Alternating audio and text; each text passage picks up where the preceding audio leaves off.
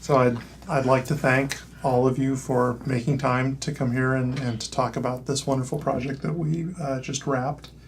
I also wanted, before we even get into any of this, to thank all of you. You know, these are songs that I wrote back in 1985 to 1987, and it was always my dream one day to get them recorded. And even at their best, I never thought they'd sound a quarter as good as you were all able to make it sound. So I'm grateful in a way that that's hard for me to express. But I wanted to get all of us together because with all the albums that we've done, we've never all been in the same room together.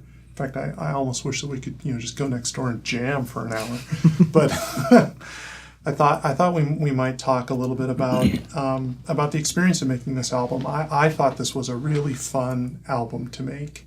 The songs were better than I realized they were. I knew that you would be able to give them things that I couldn't, for which I am grateful. But I also I noticed that it was just a very relaxed atmosphere. There wasn't tension. There was, as I've watched the footage that we shot, there's lots of laughter.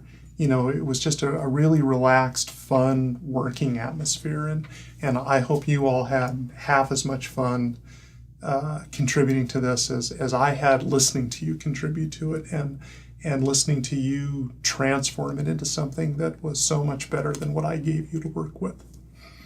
I appreciate that, Todd. Awesome.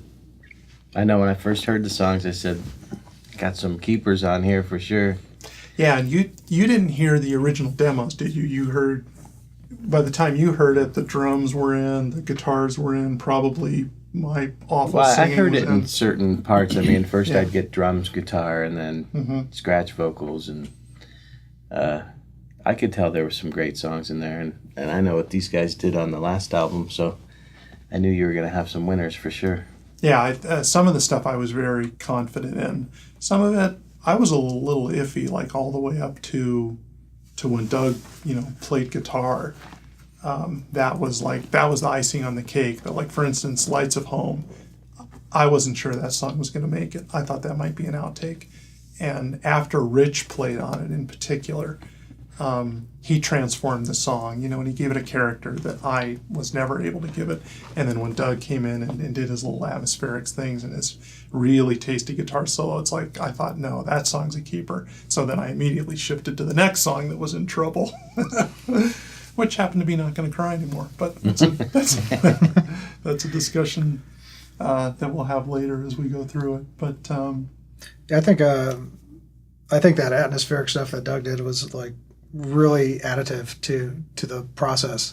And there's even a part where Doug's doing that underneath a keyboard solo, and for whatever reason, no offense, Rich, but like I just hear that like it's just this, like, it's there, and I couldn't imagine that song without that part. No, I couldn't imagine that song without either one of you. I mean, it just blends so well, and it takes that song to a whole different level, and no matter what everybody else is doing, it just I don't know, it just brings this layer in that's really cool. In fact, even when we rehearsed that song, I came into these sessions, I had 12 songs, and I was worried about 3 of them. Just because, when I rehearsed it at home on my couch, 3 of those songs I was bored playing them. And I thought, if I'm bored, what are these guys, going to be able to do with any of this?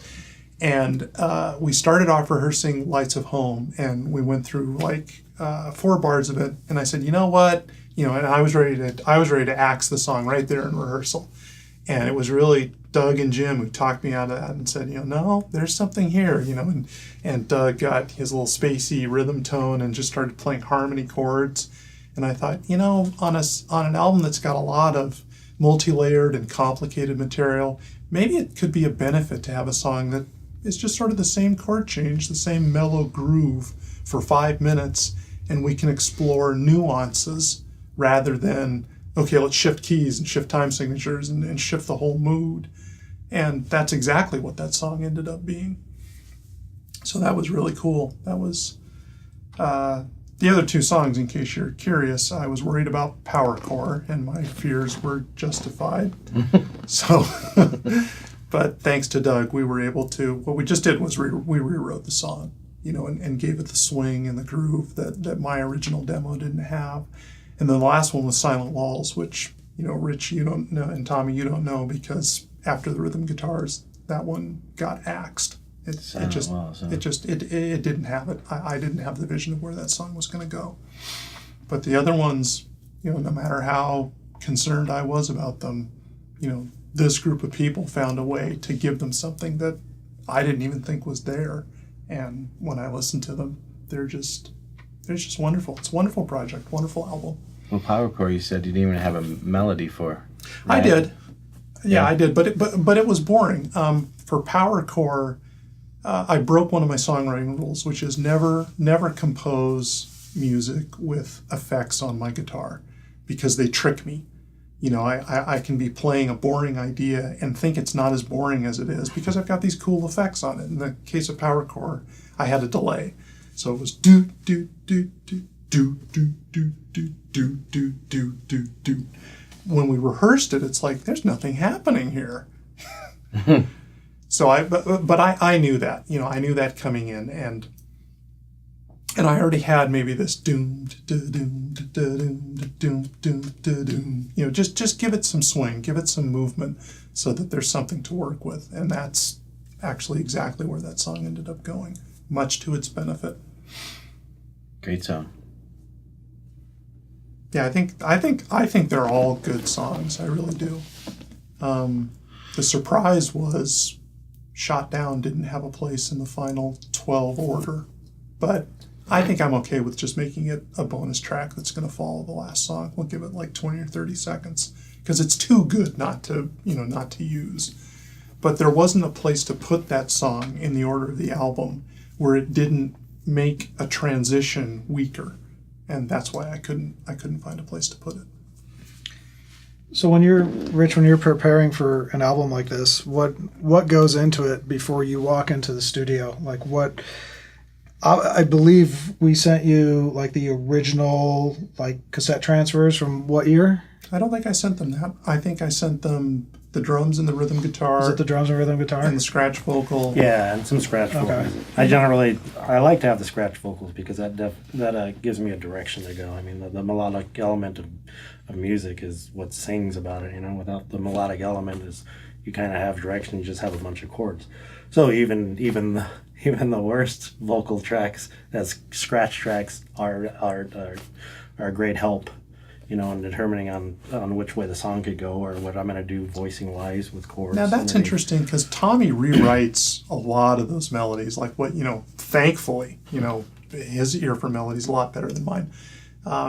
So when you come in and you play it sort of based on, I think all I'm giving you is there's going to be singing here. It may not be these notes. Yeah. It's probably going to be these words. Yeah, the words. But you're able the timing might be the timing, the phrasing, even just the idea of what the words are saying, speaking of, that I could do some kind of melodic, painting or something like that with the melodies and the chords that I play underneath it. Yeah, and I generally, I listen to the whole thing first, and then I get a whole picture of the whole form, song by song.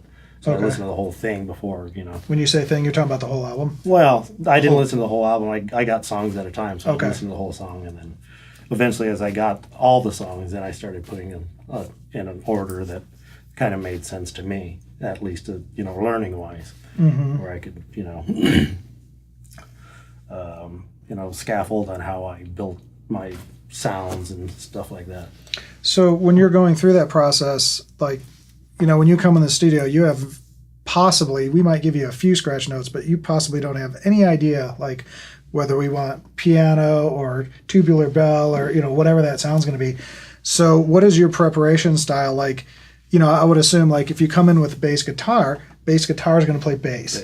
But when you have a synthesizer that has any sound capable in the world, what do you do at home that translates for you to be able to morph when you're in here? Because we make you morph. I mean, we're always throwing out ideas or going, that's cool, but I wish the sound was this, Yeah, well, at home, I'll go through every sound until something, melds itself into the shape of what's what I'm hearing, with the guitars. Because sometimes you can play a sound fabulously by itself, but when you put it with the mix, it gets lost or it gets buried or it sticks out too much, So I'll go through, and I usually go through the basic sounds like a Rhodes, a piano, strings, an organ, and something, and see what works best in a section or something like that. So it seems like you're taking like the basic instruments Right. and you start there and kind of get it down, and then from there you come in and then you look for our input to kind of see how it works. Yeah, the voice thing. Does the feel of the song give you any ideas on what sound that you want? Oh yeah, definitely. I mean, if it's a driving song, definitely a gritty organ or something like that, really hardcore. Or if it's a, nice kind of ballad type tune, a piano, some different registers and voicings. I mean, telling you guys, I mean, one of the things I like about Rich as a studio musician is, there's keyboard players that are phenomenal keyboard players, but all they know how to do is pull up patch number 22 and patch number 23. And if you're looking for something customized to fit that song, you're out of luck. They don't know how to actually dial in that sound and tweak and bring a little bit more breath to this sound that's in the middle of a piano or whatever. And Rich has this amazing ability to just sit there like a computer programmer. And if you want a nuance pulled out or a little bit more of this or that, he's able to just dial in. And to me that, and playing, you already got the playing, it's phenomenal. But the programming side that you bring to this stuff, as far as I'm concerned, puts you in a league above all other players, because you're not only master at playing ability, but you are a master of your instrument and how to use it. Thanks. And that just, I mean, that's But at the such same an asset. time, completely flexible, completely open to suggestion. There's never any of this, no, I'm not going to do that, or it absolutely has to be this. Like Jim said, I just watched the DVDs actually of your 4 days in the studio. And he and I are throwing stuff at you constantly, and the stuff that I'm suggesting, half of it has no basis in reality at all, but you're just very calm and very, I can try that, that might work. And you'll even record a part that, I, for whatever reason, think is going to work in the arrangement. You humor me, you play it, we go back and listen to it, we look at each other and we say, that doesn't need to be there. That didn't add anything. There's already enough going on in that song. And there is never any of this, thanks for wasting 15 minutes of my time type stuff. It's just like, hey, we gave it a try. Didn't work. We want to do what's best for the song. Let's go on to the next section. Yeah, and that's a huge asset. I mean, for people that don't understand studio musicians, I have people that call me all the time that want to be studio musicians, and I'm like, until I've worked with you, I can never do that to somebody. Like, someone comes to me for my expertise, and then I bring some random guy. I don't care if you've worked on 10 Grammy-nominated albums. If you have an attitude when we're in the studio and you won't play the part I'm asking you to play, that's a pointless venture, So it's always a scary thing. And I appreciate all the musicians, Doug and Rich and Tommy. I mean, Tommy's rewriting stuff on the fly sometimes, and when I hear the scratch vocals and I hear the melodies, and I know, Todd, you hate hearing your voice. Doesn't everyone? But, the melodies or whatever, that's fine. And then I'm like, I don't know how I could hear this any other way. And then usually Tommy's coming in and he's put it like a third above or a fifth above the original scratch vocal. And I'm like, octave. and I'm like the little RCA dog going, what? But I always thought that I was singing exactly what he wanted on tape until you said, you don't do anything like he does, and I'm thinking, Yeah, not remotely. I and I'm so grateful. Yeah. But I always thought I was mimicking what he had on That's classic. tape because You're mimicking everything I gave you that was good, and you're disregarding everything I gave you that sucked. Exactly. Yeah, and it's funny because now when I listen to those songs, and I'm like, no, this sounds exactly what it should be. That's the thing, and that's what all of you bring. Is with, if you're going to hire a studio musician, my thought is you're going to have to write out here. Okay, here's the song, here's the melody I want you to play. I'm just not a pianist to play it, and that isn't what I ask any of you to do. I come to you with an outline, and I ask you to fill in all the detail, that isn't there, and you're all able to do it. And that is without question the most fun aspect and the most rewarding aspect of doing these albums is I know what I started with, and I know what you gave me, and what you gave me is so much better. So much more emotional. Well, it's nice so that much you're more flexible detail. with it also. I mean, And that's a big asset. To it. because some people Yeah, aren't. some people are like, Yeah, no, I want it just like I want it this. this way. it's too bad. I think that's something. Right. I think that's something that over time Todd has grown into, because I think early on in the days, even though you were open to having me help produce and bring in these musicians, You're right. you were I way remember more Terry. rigid back then. Yep. And now you've kind of said, hey, these people have gifts, Yes. and they have, someone who plays this instrument all day long knows what their limitations are, because they've played in a rock band, they've played in a jazz band, they've played in a reggae band, they've done all these different genres. And then you present something to them and they're like, well, here's now what I'm hearing from my multitude of years of playing in all these different Yep. things. And to shun that and put someone in a box is just, it's not the right approach, Not remotely. And you got to be on the same page at some point. I mean, you can't have someone. You've got to trust the player. Right. You've got to trust that he knows what to do over this better than you do. When I listened to the second album that we did, No Concept of Key, in which I don't think I gave you any direction. It was just I gave you the songs and come up with something. Well, you came up with so much better. I listened to that and I thought, because on Terry it was like, no, I just want piano. I want you to mimic this string line, and you did everything that I told you to do. And I'm like, I had Rich in the studio for this album, and I wasted him. I should have just let him write all his own parts. They're way better than what I had in mind. And I made that adjustment, and from then on out, Rich had license to play whatever he thought needed to be there. Yeah. Because like you said, I'm expecting to hear it a certain way, but he proved to me that his ear for composition, his ear for orchestration, his ear for melody, way better than mine. But it's the collaborative efforts that we have between, whoever was there at the time, Jim and you, and that sometimes, getting three minds together and who've heard all these different, different genres of music and all that, I think it compiles into one beautiful product. So, So, take credit for all that. Doug, when you're preparing for the album, what is your approach, and how do you? Because I think when we give you the stuff, there's at least rhythm guitars. Do you have keyboards on it at that point? I started working on them before Rich did his work, but pretty quickly I told Todd I wanted to wait to get too invested in parts until I'd heard Rich's. Part of the challenge there was not knowing what the melody lines were going to do, and since my only job was either reinterpreting the melodies or adding to them via the solo, since the rhythm stuff was already going to be there, that was the challenge for me, is since all I was doing was melodic parts, the not knowing what that final melodic piece was going to be, that makes it a challenge. So really my preparation was more about making sure I understood the key structure, where I could get outside of it, where I was going to start and end. But a couple of songs that went out the window. I mean, we got to one of them, and then there was Rich's keyboard song. I was like, oh, well, screw what I was doing before, and so I started working off that. But really, for me, the preparation is knowing enough about it that when I get into here, I can do whatever I need to do.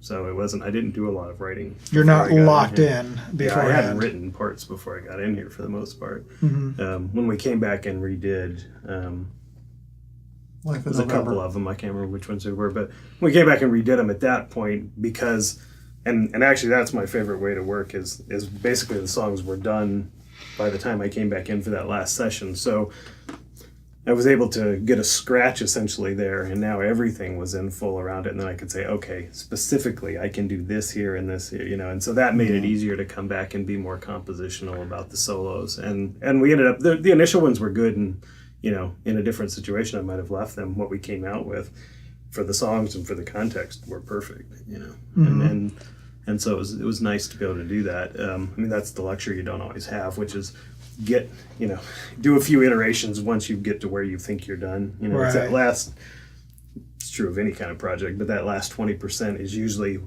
after you thought you were 100% done. You were really 80% done. Right. And so being able to loop over that 20% and, refine some stuff. Now, when you did the first iteration of solos and then came back, was Tommy's vocals on those yet, or no? Mm-hmm. They were? Yeah. Okay. And even the first time I came in, there were there were more vocals. I don't know. I thought Tommy had done some, but No, there were 3 he hadn't sung.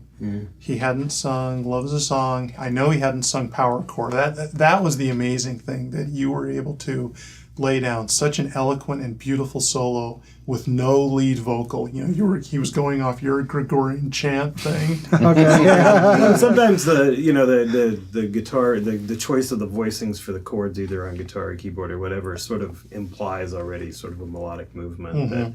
And in fact, one of them, I think, we stopped one of the songs when we were trying to track the guitar solo. We sort of went back to the top, even though that wasn't where the guitar solo was going to go, and listen through.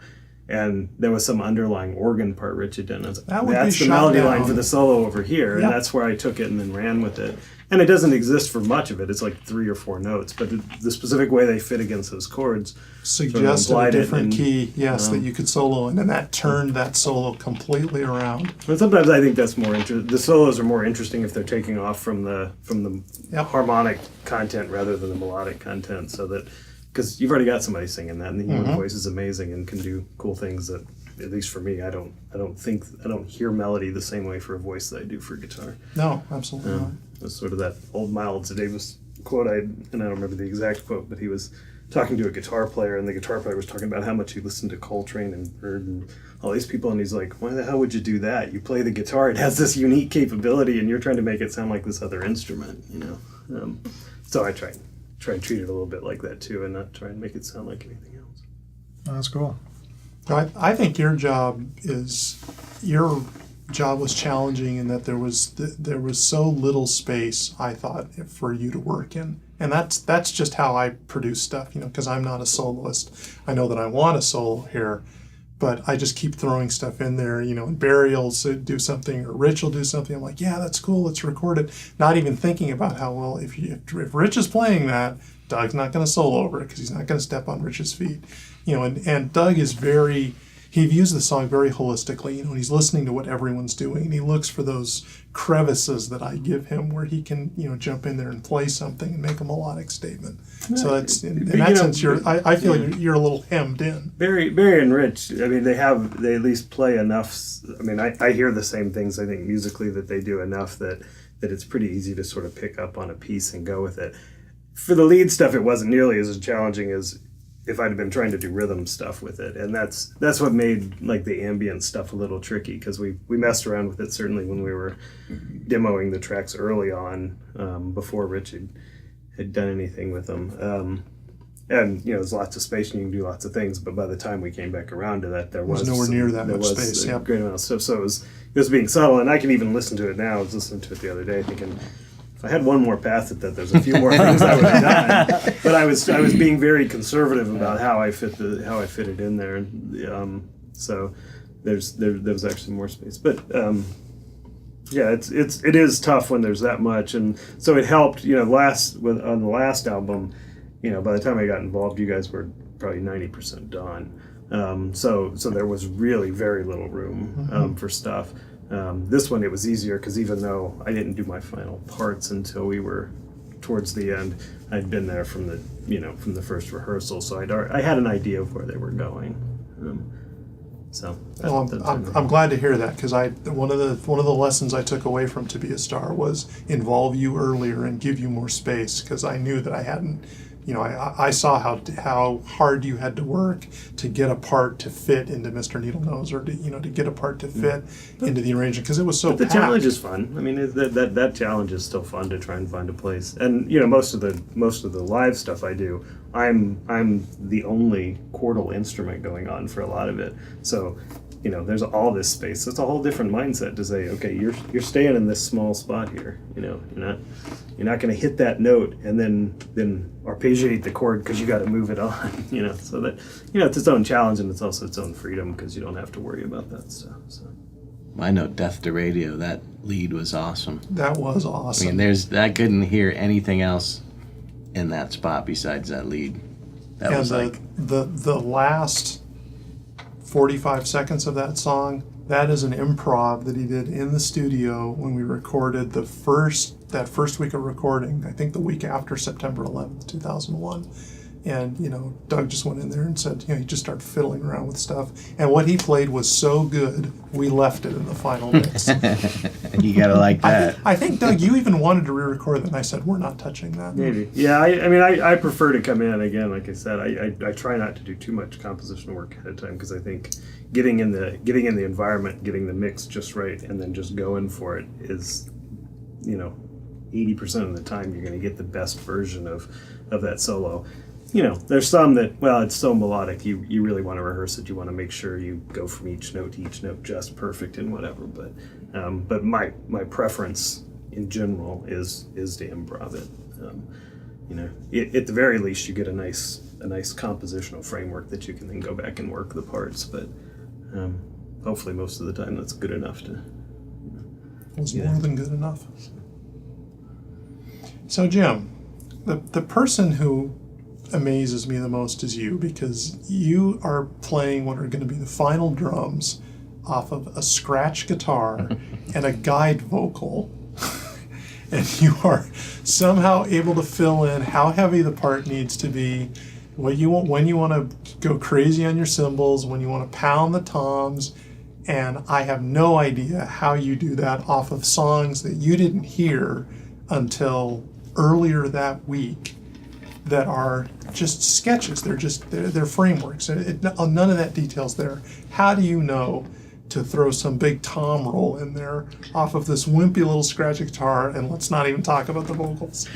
Well, I think, you know, it really comes down to a balance of, since I am in the studio all day long as an engineer and producer, when I hear, you know, these old recordings that were done on a little cassette 4-track, you know, 30 years ago or whatever, I'm able to take that and hear see or hear a final picture in my head.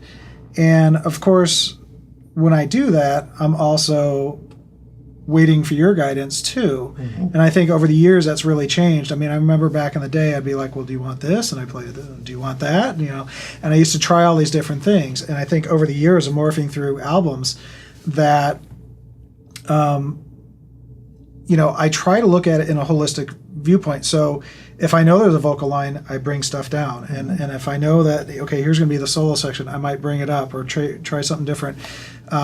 But I think it's taken years of experience, honestly, as a producer and engineer, and morphing that into my drum parts, and still trying to make the parts kick ass in a sense. Like, you know, this is a rock album, right? So we want it to kick ass. Big 80s rock album. And it just, I don't know. Somehow it just, I don't know if you want to call it a gift or whatever, but it seems to happen, and it doesn't seem like I take 20 takes to do it. It just seems to roll off the top of my tongue, you know what I mean? It just seems to happen. But there's always room for changing things or whatever, but... You don't play drums as a drummer, though. I mean, that's been my experience with you live and working in the studio, is when you're playing drums, you always seem to be hearing everything else. And so I think, you know, over the years, I think probably for sure is you've gotten to the point where even though all that's not there yet, I think when you're probably playing it, you're hearing... It's like a conductor. All of those things potentially there, so you're really good about leaving space where it should be and taking up the space where there's an opportunity. And that's been my experience. And you know, and I agree with that, because I'm not that ego drummer that wants to go play a 20-minute solo by myself. In fact, I have absolutely no interest in playing a solo. I don't even know what to say during a solo because there's no music attached to it. For me, it's about complementing the music and making it, as my parts, as musical as possible with everything else. So maybe, since, you know, maybe other drummers might look at that and go, well, dude, you know, you're a good drummer. You should be, you know, composing this piece and playing a solo. It's like, that's boring. Like, I have no interest in hearing me play for a nightmare for the rest of us. yeah, exactly.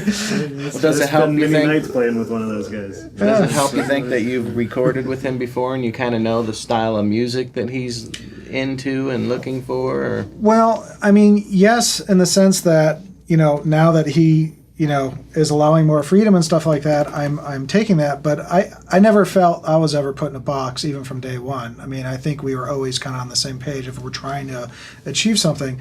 But I will say that, you know, every writer has their certain style. They have their one type of strumming pattern or something that, you know, is them. And so when I'm working with different artists in the studio, I'll notice that, you know, this artist always gets this type of drum fill because that's what works with that strumming pattern that's on 80% of their songs. And with this artist, you know, so like for instance, I could say with Todd, his songs that have 6/8 have a certain type of 6/8 feel that is gonna doom doom doom doom doom doom, you know, that simple drum roll, but it works. It's always, his 6/8 songs are usually acoustic versions. They're not rock versions.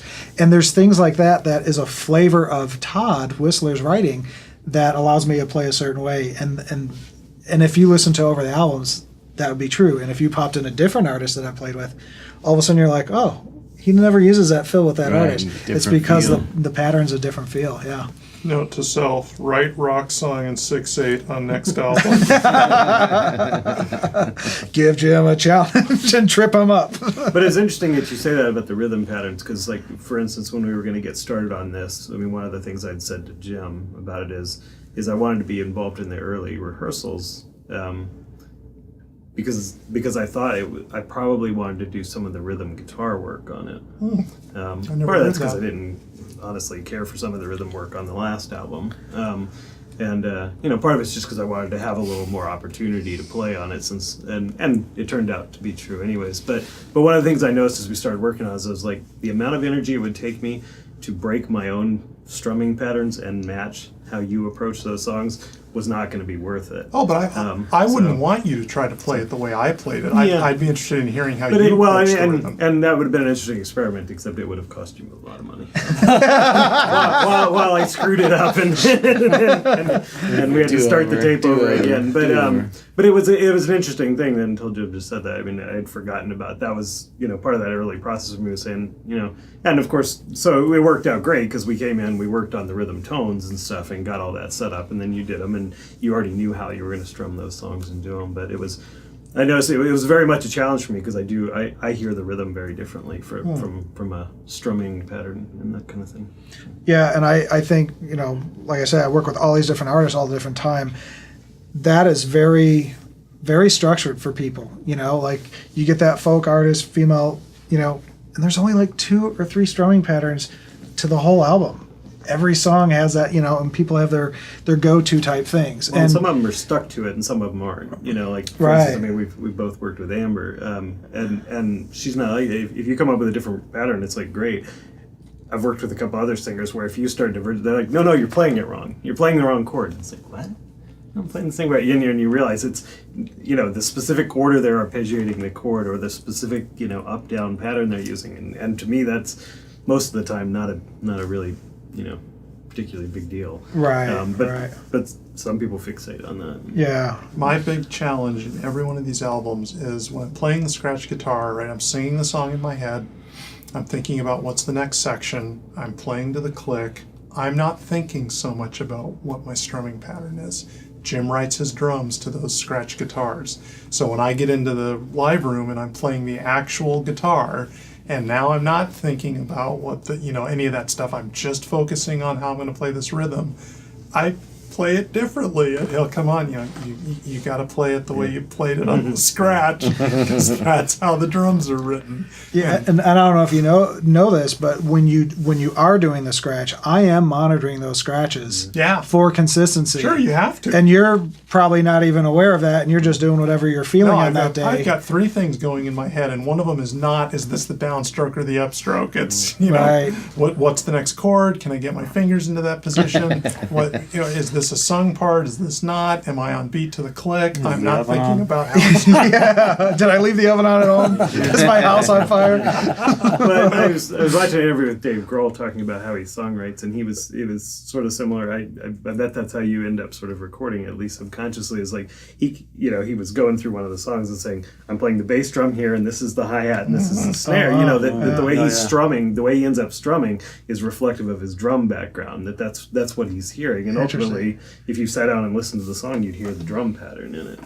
You know, Yeah, there was times where, and some of this is what I feel should be there inspired by some of the stuff you're doing, and some of it is like, well, this is the best I could give you because I can't go back and switch it. But let's say you're talking about a part where it's like, you know, dun dun ka dun dun dun dun ka, you know, and the rhythm went that way. And that's sometimes, you know, Todd would be like coming down on a downbeat, and sometimes he's ending on the and of 4.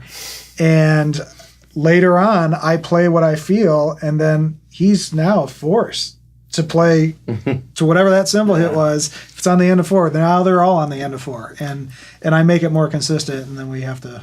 There are lots of shots of me in the live room saying, "Can I hear that? Can I hear what I played the first time?"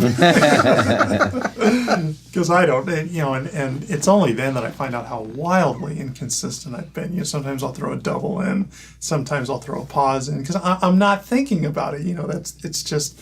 And I got to sync it up to that, and that, you know, that can actually become a little bit tedious. But it's, if I don't do that, then the drums don't make any sense, and the whole song doesn't hang together. So, fortunately, it didn't take, you know, much longer than a couple of minutes to.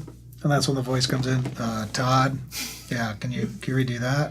Which of course I hear is, Todd, can you stop sucking, please? I'll try not. Turn the to. suck knob down. I've heard that voice. Yeah. Can you do that again? We're close. Okay. Just 6 more times. Right. I think you almost given it. Yeah.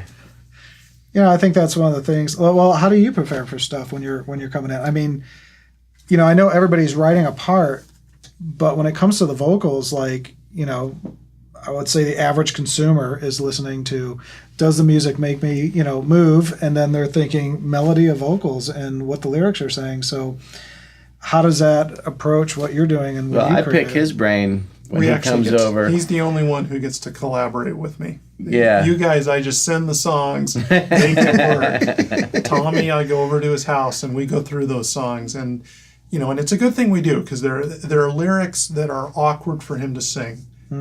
Big words. So you're breaking down his Big word. You're breaking down some of his writings. Well, yeah, I like to get an idea of what he wants, and then, you know, and then I try to put my feel into it. Right.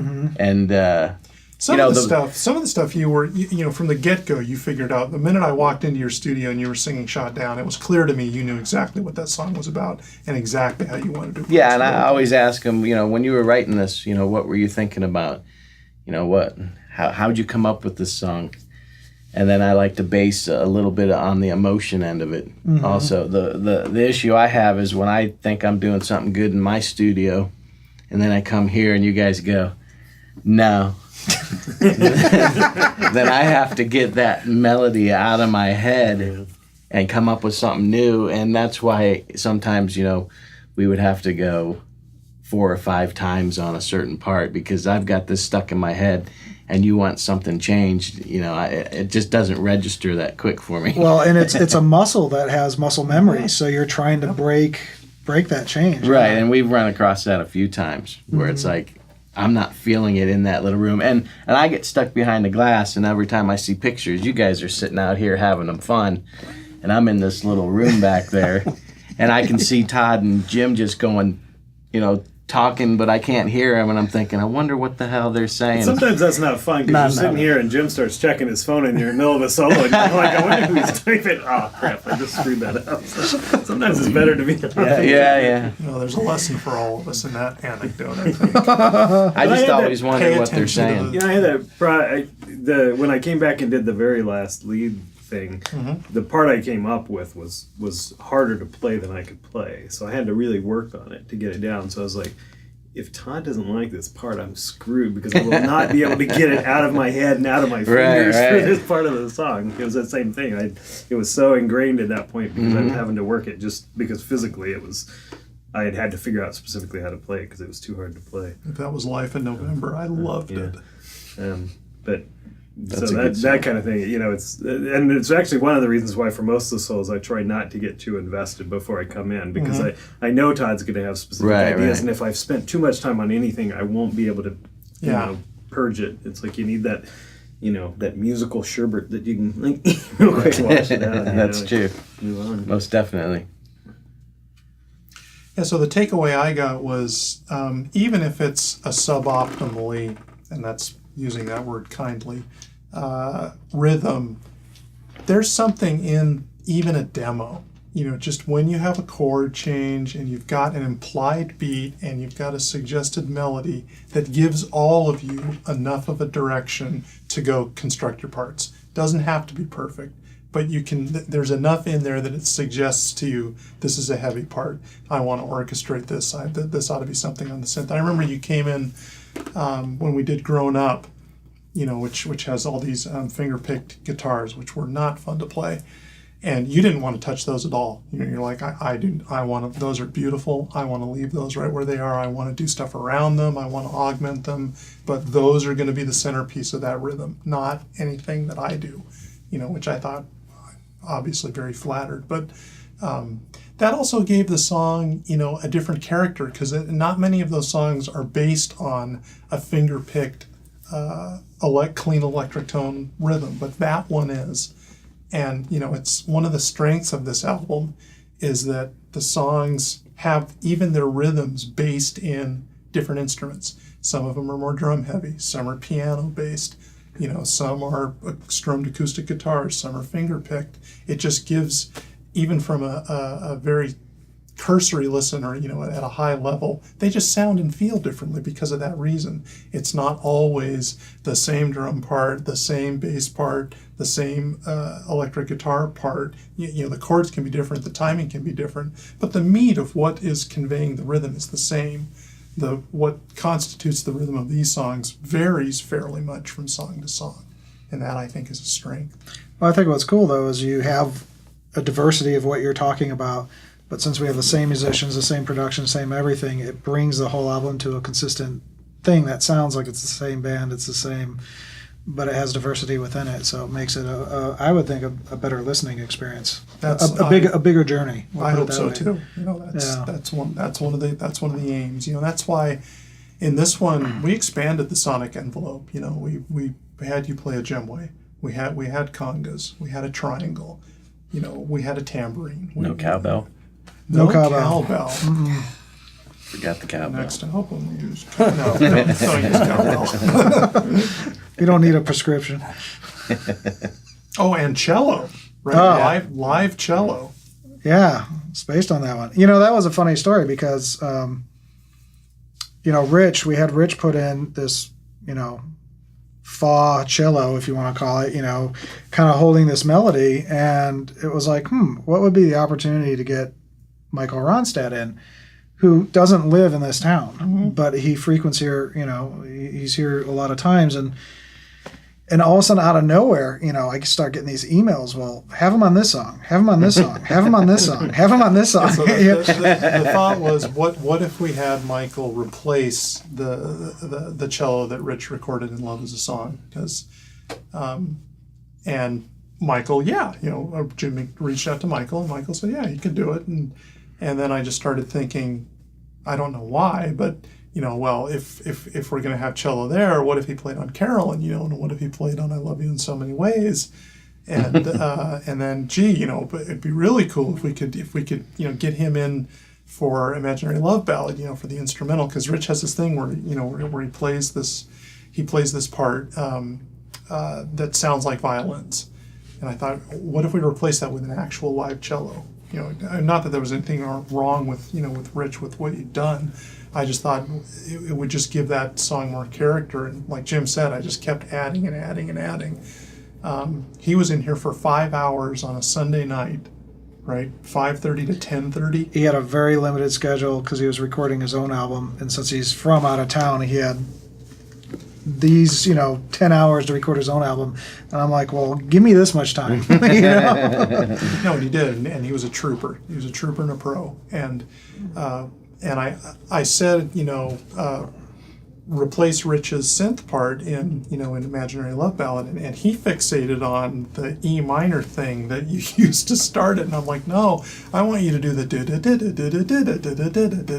and Michael heard that, he's like, he hadn't even prepared that, so we had to bring up a scratch mix of it, and he's listening to it, and he's writing down, what the notes are, and he was able to get there, but that was the work that he did. Oh, and Power Core. I was just going to say, isn't that at the end of Power Core? It's the character, Power Core was hilarious because we had this idea in our heads that this was going to be like the one song that we faded out, right? We never fade any songs out. We always come up with an ending. We always like how we get to the ending. We're never going to fade out. On this album, we were going to fade stuff out, right? We're going to fade out Goodbye. We're going to fade out Shot Down. We're going to fade out Power Core. No.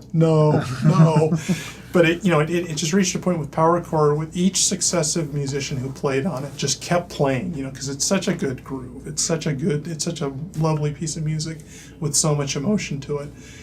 Everyone kept spilling over, right? So the drums stopped first, because Jim was first up, and the song didn't sound anything like what it sounds now. And he stopped playing when we had agreed he should stop playing, and I think I spilled over a little bit because I'm just playing that rhythm to nothing, so I don't hear the vocals, I don't hear the keyboards. I played over, like, let's say, a bar, and then Rich played over a bar, and then and then Doug came in and Doug played over a bar, and not only did people play over, but what they were playing was so good, none of us wanted it to end. And by the time Tommy came in and sang it, it's like it's a crime to fade this thing out. I mean, there's still so much happening. And when Michael came in, it's just like he took it over. He turns it into a little chamber quartet thing. I gave him the breadcrumb of that. Yeah, you did. I remember not that. knowing that that's what I was going to. I was like, towards the end, it'd be cool for a little orchestration, a little, something going on. But that was during the chorus. It wasn't what it ended up being. And then all of a sudden it's a quartet. The band's done. Right. And he's out there and he's like tearing it up. And I'm like, I don't want to stop. I don't want to stop either, You are recording this, right? Yeah. Yes, I am. Thank you. Even when we mixed it, Jim could not bring himself to fade that thing out. I mean, the cello went up full volume and then he just, chopped it off in the last 2 seconds. Yeah. And I told him, we're going to have to fade that out more gradually. But I thought, we should have just had him end the song, resolve the idea, finish it. It's because I love what you're playing so much. I think you did end up finding the right way to fade that out, where I can still hear all the stuff that he's playing, but it's a gradual fade out rather than a... Yeah.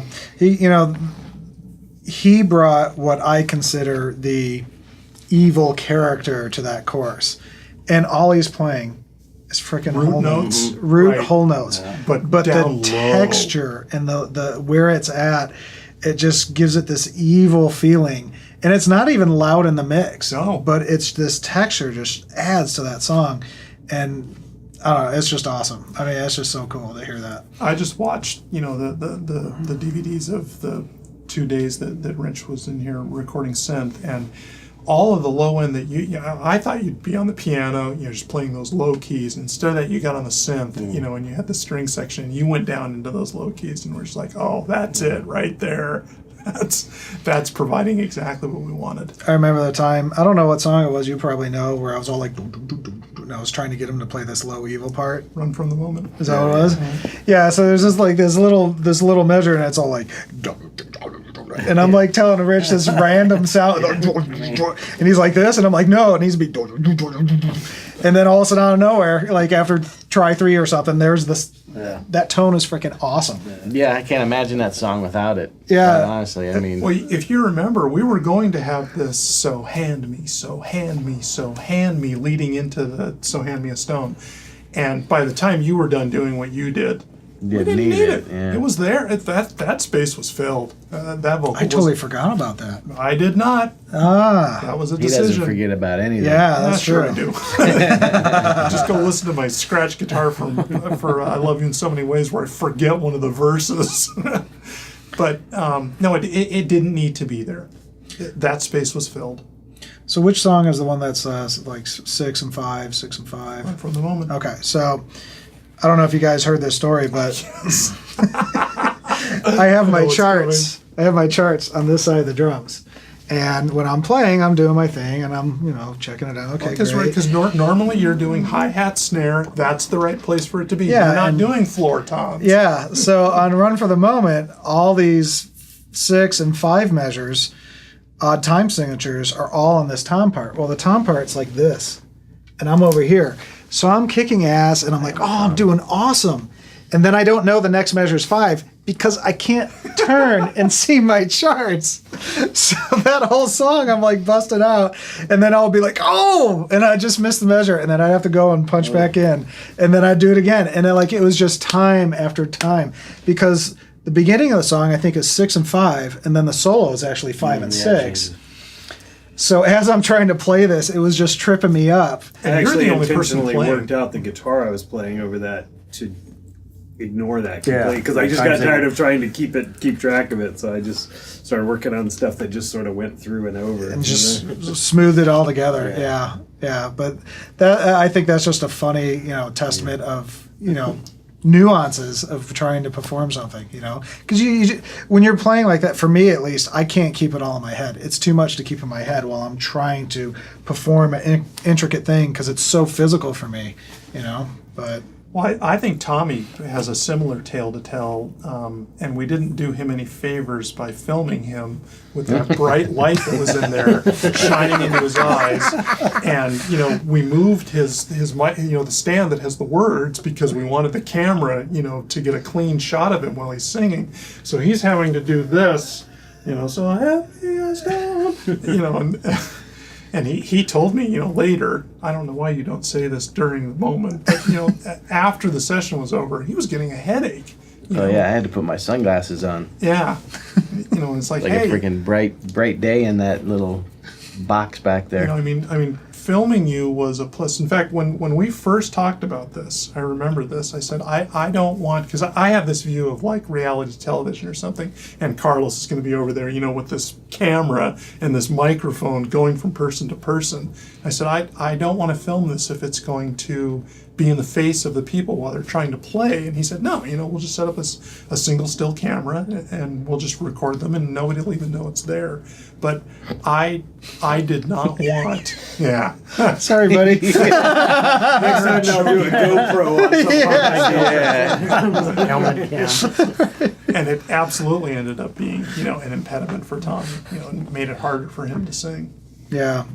And, basically it was just because he was facing and you needed some kind of light on that side of his face so the camera would see No, I it. totally get the logistics of why you had to do that. But Yeah.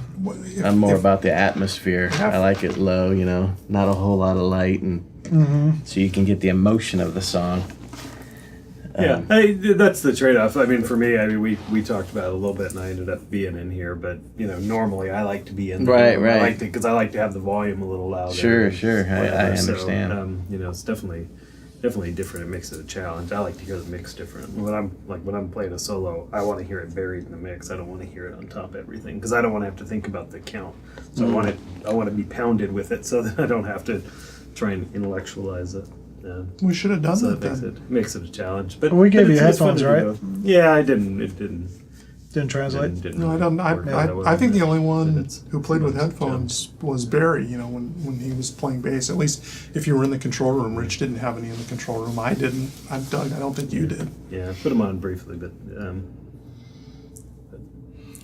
Barry was like a feat in itself because he is like an oddity. I've never seen somebody so gifted, and I mean most of the takes on the songs you probably know exactly.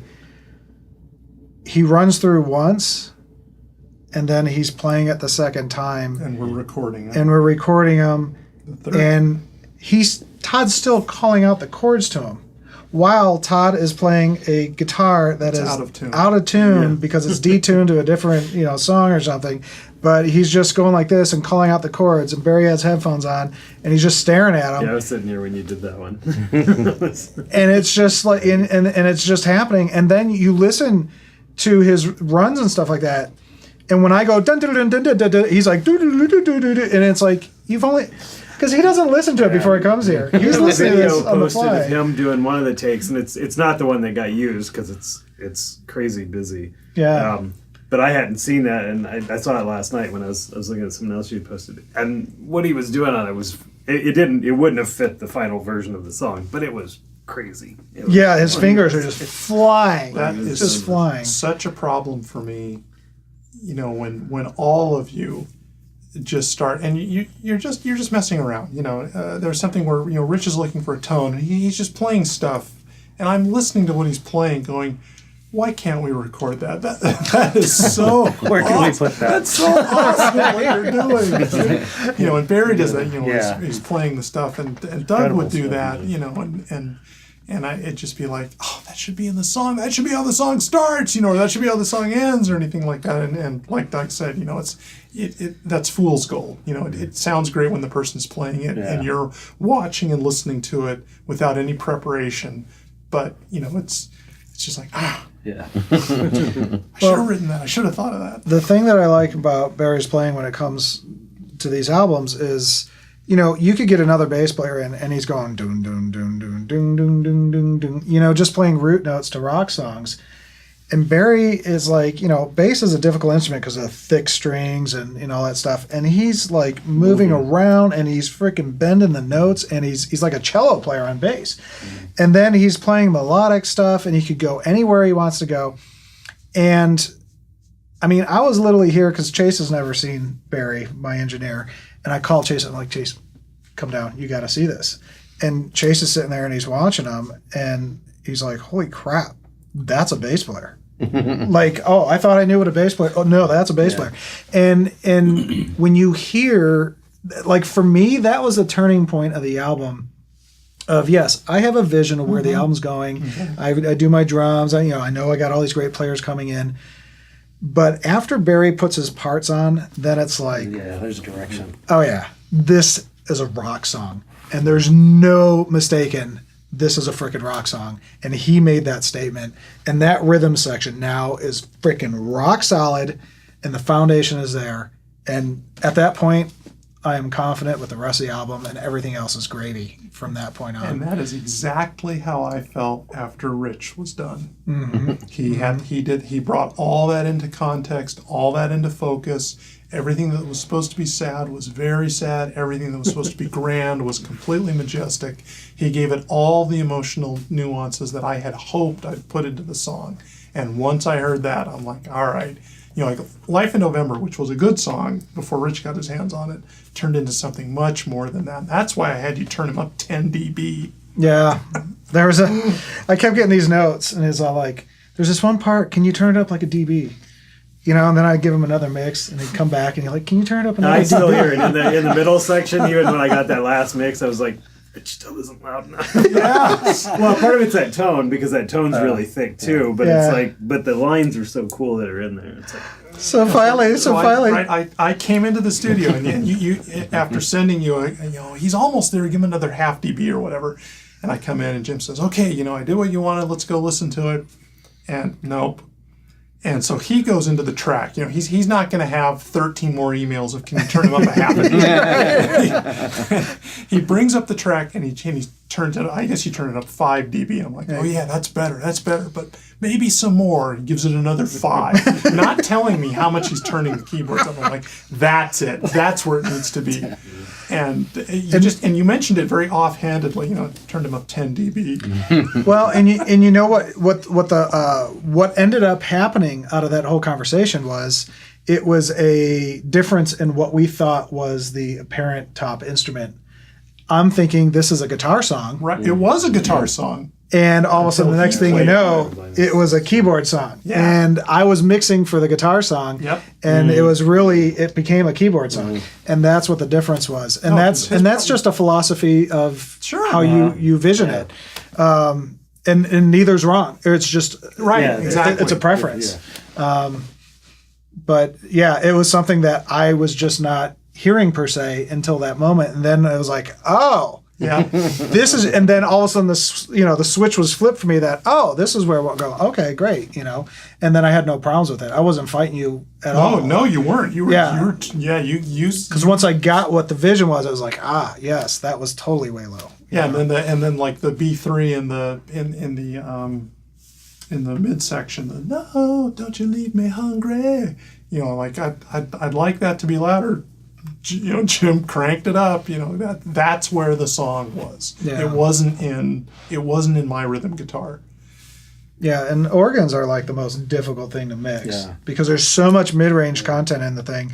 You put them up a half dB, it's like, oh, it's too loud, and you turn it down. Oh, I can't hear it anymore, and it's just like it's like the worst. The instrument that I thought absolutely fit that definition was the cello. It was so hard to mix that cello, especially his solo, where we've got 25% distortion or 50% distortion. An imaginary low ballads. Yes. Yeah. And when Jim sent me the first mix, it was like I had to take the headphones off when the cello hit because it was just so Piercing. loud. Yeah. So I'd tell him, you've got to please turn the cello down. Please turn it down. Please turn it down.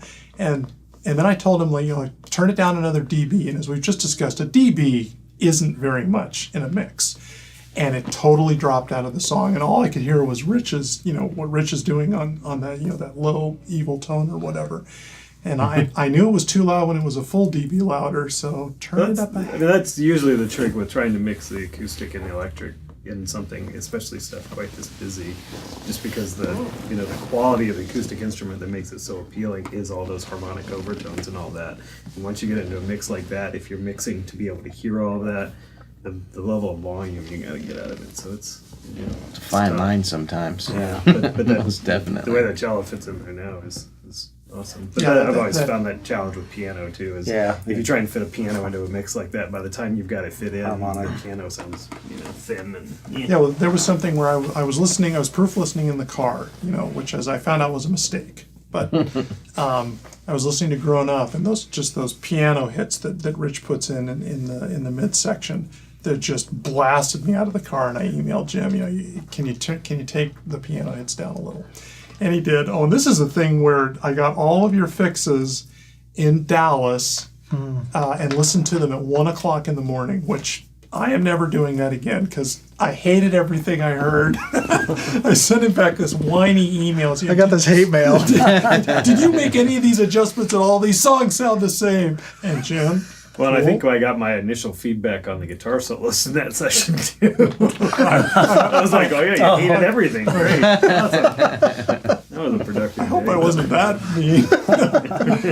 I saw a challenge, an opportunity. But Jim responded very calmly. I did turn the piano down. He said, and I think it makes a world of difference. So I listened to it again, and this time I heard exactly what I should have heard the night before and hadn't, because I was just in some mood. Tired and cranky. Yeah. And this on the heels of just talking about how serene, how peaceful these sessions were. There wasn't any drama. There was a little drama. there were a little some challenges. The artist drama. The real drama was we are all so busy, and finding windows, when we could come in and play, because they were really tight because there's so much going on. I was traveling like crazy. There was a vocal session you had where I wasn't here because I'm in Dallas. Yeah. But part of that was, I trusted the two of you. I felt you could get there, and I didn't need to be there. If you two were happy with it, I was pretty sure. I was actually 100% sure that I was going to be happy too.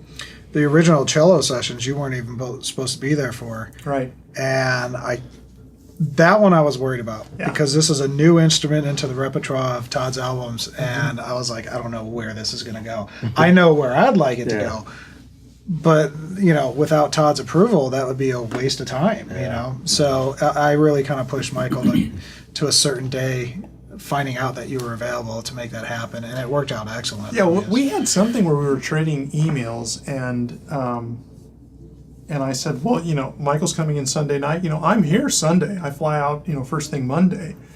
And, so I could come down, and we ended up, because you had him booked Sunday and Monday. Yeah, I had him booked 2 days. And we, and I did need to be here for that, there were some things that I hadn't communicated to Michael properly, and he hadn't prepared. And so I was able to come in and, when I listened to the part that he was going to play, say, no, what I had in mind was this.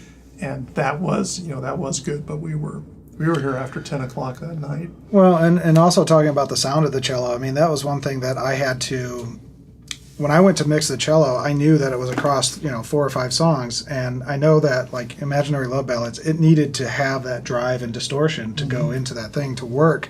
And then I started to, before I did that though, I had to go, well, is that same sound going to transfer to these other songs to make it as a consistent album, or is it going to be more organic, or how is this going to work?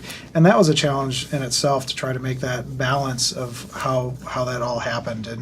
And I don't remember the exactness of what I did, but once I found the magic setting, that applied to all the songs, and then I had something just a little bit different for that solo Imaginary Ballads, so it didn't rip your ears off. Yep. So would we be interested in hearing the song, Run for the Moment? Something. Yeah. I'm itching after talking about it for so long. Especially on this nice system, I'm not going to be able Because to. I was going to start going through Carolyn note by note next.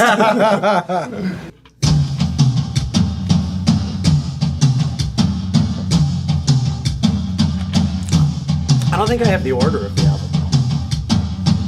No, not yet. Yeah, I do. This is your opener. That's what I thought.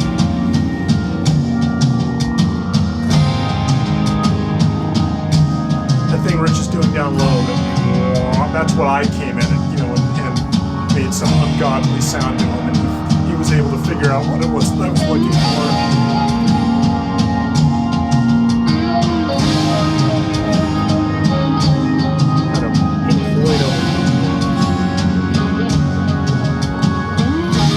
I don't even think I've heard this version.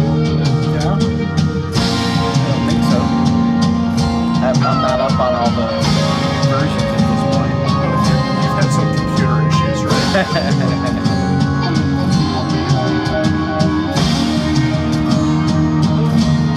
Here's that I song. like the way you got the organ. Makes it really good. Is the organ loud enough?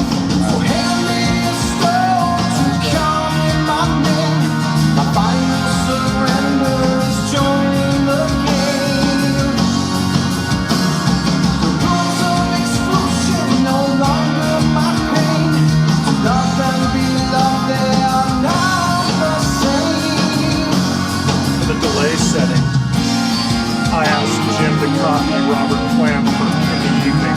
Oh yeah. I think it works great.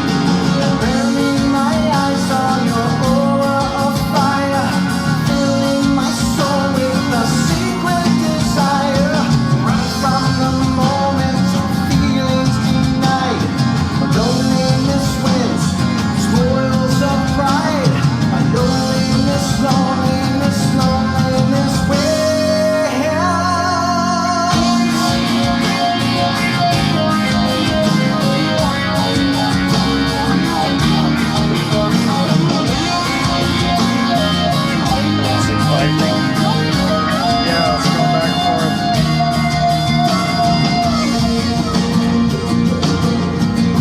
That's cool. Filled the space. Yeah, sure it is. I don't even think I can recreate this. Here's the harmony I could not let go of.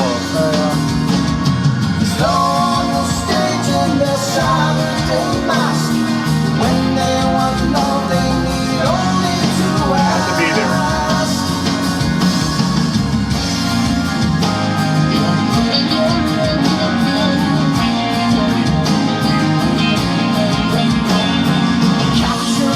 I really like your fills, Doug, because they're like relaxed. It's a cool tone, but it's just relaxed. It's really nice. Yeah, like a flat.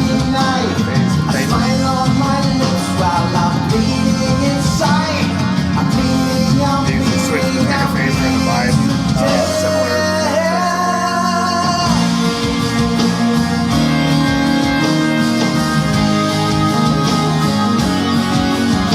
Oh yeah, I love that.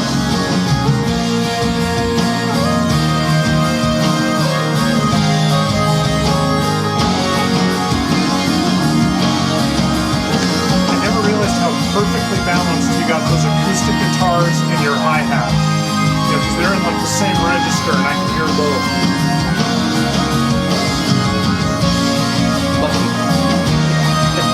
Show up the Doug. This is one of those 6/5 parts that you just don't think about. It's like, okay, forget the time signature.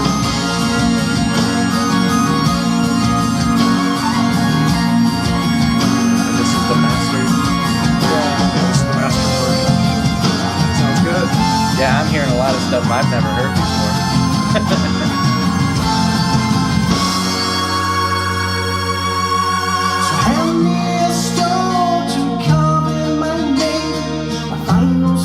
The song has been all pissed off up until now, and now it's sad and introspective. Rules of exclusion no longer to blame. To love and be loved, could they all be the same?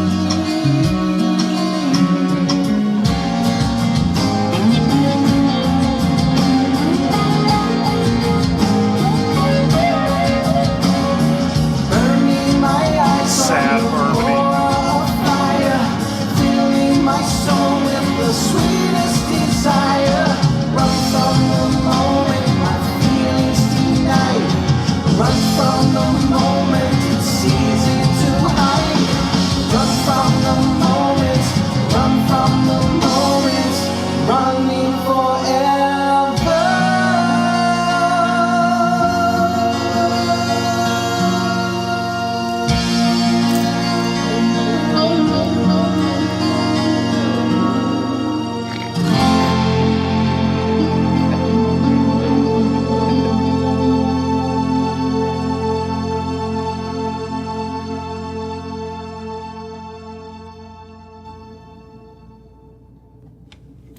Were the vocals the very absolute last thing to go on? Please? I tried. They might I was have going been. to say, Yeah. you've got the most challenge. I always kept saying, I don't want to sing until everybody's got their parts on. There were some vocals on so that I knew where the fills were. Oh, okay. So that was at least the initial vocal line. I got it. But yeah, there's a lot of guitar in there that I've never heard before. Yeah. I'm probably a few Yeah, same versions here. back. I don't think I've heard that version. But it does sound good. There's no doubt about it. I was after we were done, back up. After we'd recorded the 12 songs, including Silent Walls, I sent them all off to Lath. And he came back and said, you don't have an opener and you don't have a closer, which I'm used to hearing Lath say. In fact, he was wrong. Lights of Home would end up being a closer. But he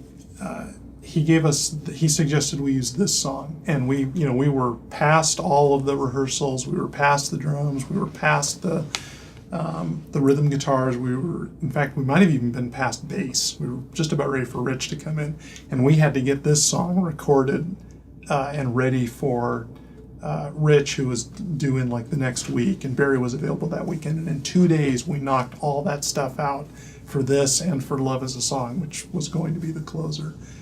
And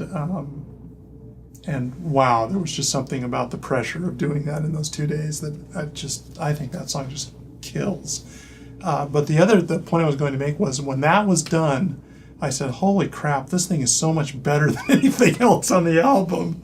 I don't even know if we should put it on because it's a light that blinds everything else. Yeah. I really like it. I mean, it really sets the tone of the album and just has this freaking in-your-face, evil, angst that's happening right in the front, which is funny because, like, I consider myself, kind of this calm, normal guy or whatever, but I like stuff that emotionally takes me somewhere. And I think right off the bat, it just has this that happens. And Yeah, it takes you through quite a few different emotions. Yeah, it really does. It's really 3 songs blended into one. yeah. With little Tommy singing over the top. Yeah. I like it. Tommy killing it. That was. Yeah. I was worried about that song, when I took it to him, and I think I was a quarter of the way through starting to, just play it and sing it for him, and he had that song figured out. There's something about, because Lath wrote that song, I didn't write that. And there's something about how that melody was constructed and those words and that phrasing. Tommy picked it up immediately. Yeah, I said, can we have more of these? Yeah. There was space for him. It wasn't, 30 syllables crammed into one bar. Yeah. So on the one hand, I was so pleased because I thought that was going to be a huge challenge, and then I was also kind of pissed. How come this song is so much better than the ones I wrote? He was a little disappointed when I just pulled that one out, and I'm like, now that's one song I can sing, no problem. He was like, really? You're fired. We won't need you anymore. Yeah. Well, so how many songs did you have to, drop a lot of syllables or lyrics or, things like that? Was there a bunch or just I one try or to two? cram everything in that he writes. If I change anything, it's just an and or a it or a the. There's not too much that I have to change, and sometimes he won't let me change stuff. What was the song that we restructured the? Not gonna cry anymore. So that was kind of interesting because you had to I was against it. deprogram yourself and try half the lyrics with a different melody Yeah. and a different timing. Yes. It worked out in the end. I was skeptical at first, as you know. Yeah, and I was I've too. voiced my So was opinion. Jim. Yeah, I was had to too. sell both of you. And I still do like the original version. In fact, but I remember sitting on this couch and getting blasted by the man at the console and the man in the chair. It's fine the way it is. You shouldn't, that's a good vocal. I like the song, and I'm just no, because the decision had already been made. But I didn't want to be, a dick. So I just sat there and let you, air your grievances, speak your piece, and then said, it's either we do this or the song's off the album. So it could be a bonus track the original way. So the best part about it is the original vocal was like this high da da da da da da da da da da, and now it's just this da da da da, whatever. So we're done doing the vocals, and I'm playing it back, and I edited a bunch of stuff or whatever, and I'm trying to get it in the mix, and I got rid of the other vocals, and out of nowhere we're listening playback, There's a backing vocal. and all of a sudden the original vocals kicked back in. You forgot to turn one track down. Yeah, it must have been on a different track because it was a layer or something like that. No, it was a harmony. And I was like this, and I was like, brilliant! And I went back and I remixed it. Go in there and sing that again. And then we doubled it up, and now it's this background vocal part that kicks in with the original lyrics that aren't fully in the actual song. So it comes full circle. It's so I think awesome. we all kind of heard it and went, what was that? And you're like, I'm going to play that back. That worked. They're actually, we're two talking of about the one that important it went lyrics in the from song. basically the lines being sung in halftime versus Yeah. Straight So that time. one you guys were working on when I came in for that last section, and you brought it up with me, and I'm like, I could just sense that I'm walking into a minefield. I don't know if I want to offer an opinion on this. I think it was your opinion that did it, where you said you can keep the beginning halftime, Right, it but was keep the do one chorus half or and do the other one the other. That But it was was the like, chorus the I same. don't know about this. There's a subtle shift in body language when the question was brought up. Yeah, that was But like it worked. a random gift, just for that to happen. That was totally badass. some mistakes are good, or it's not really a mistake, but a don't know mishap. what you Because got. if I never had that fader up, right, you would never heard we it. would have missed that, and that was just a great thing.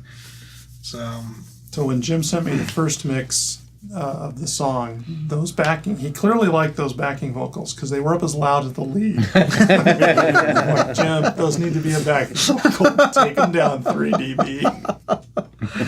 Well, did Jim sing them? No. Yeah. No, so you're thinking of Powercore, where he's definitely up as loud as Tommy.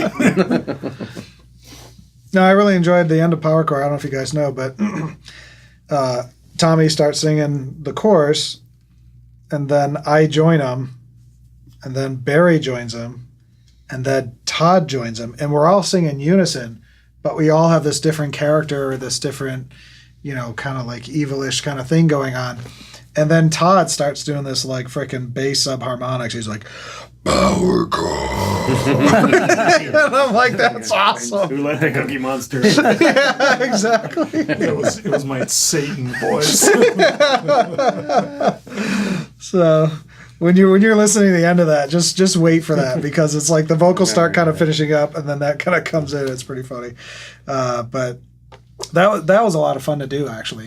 And it was one of those things where I'm like, this could get really sloppy and messy, but it actually, and we left it a little loose. It's not super tight, and it adds to the crowd effect, of like a crowd, like, Yeah, that's something where Jim had a vision for that song that I didn't have, and he wanted these military snare because of this this power core, this group of people that run the world. They've subjugated the masses. They're in total control, and he wanted to convey that in his drum parts. And what did we record? 36 tracks of drums. Yeah, I think it was a total of 36 tracks of drums. And like there's 2 actual full drum kits, but then there's like 4 sets of tom overdubs, like big huge hits during that part that gives it kind of that plotting, I am the man holding you down kind of sound. And then there's 4 sets of stereo snare drum tracks with the militant type sound. And then at the end, the second set of drum tracks actually get like mangled and distorted and has this kind of sound happening, and it just morphs into this big huge thing. But I think the total is somewhere around 36 tracks all said and done. All that, and you couldn't work in a cowbell? I couldn't get the cowbell in Need there. more cowbell, man. That track. 36 tracks. Yeah. Well, Doug, after we were done with the 30 vocal tracks.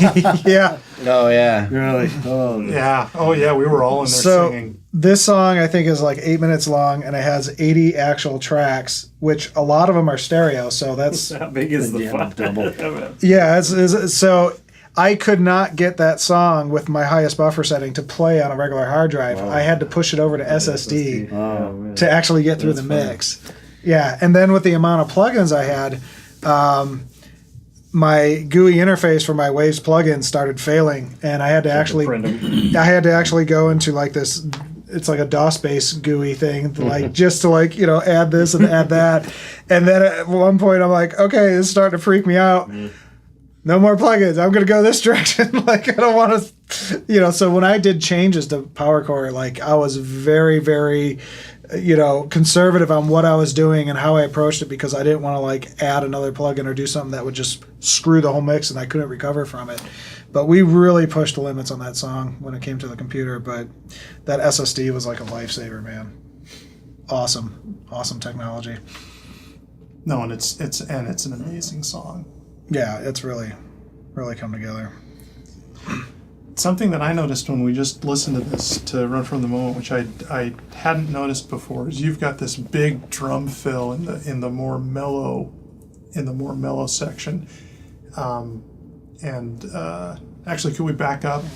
Yeah, you talking about Yeah, in here. right there, Yeah. like the beginning of it? No, in the choruses, Run From the Moment, it's easy to. Wishing no longer to play, to love and be loved, could they all be the same?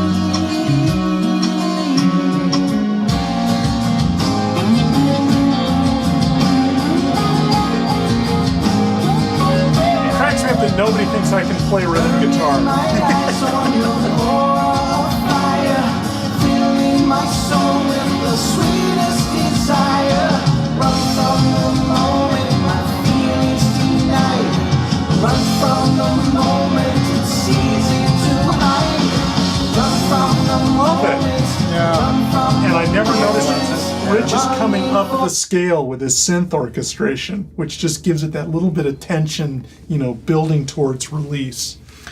Yeah, it's kind of funny because there's a lot going on there, and it's not something that I normally think of. But now that I hear it, it's like, yeah, it's kind of this big, huge fill in the middle. Yeah, it's a big, huge fill in what is largely an introspective and kind of pulling back piece. It's just, there are all kinds of happy accidents that happen in recording that just sometimes end up completely working out. And that's, I guess that's my question is, what made you put that fill in there?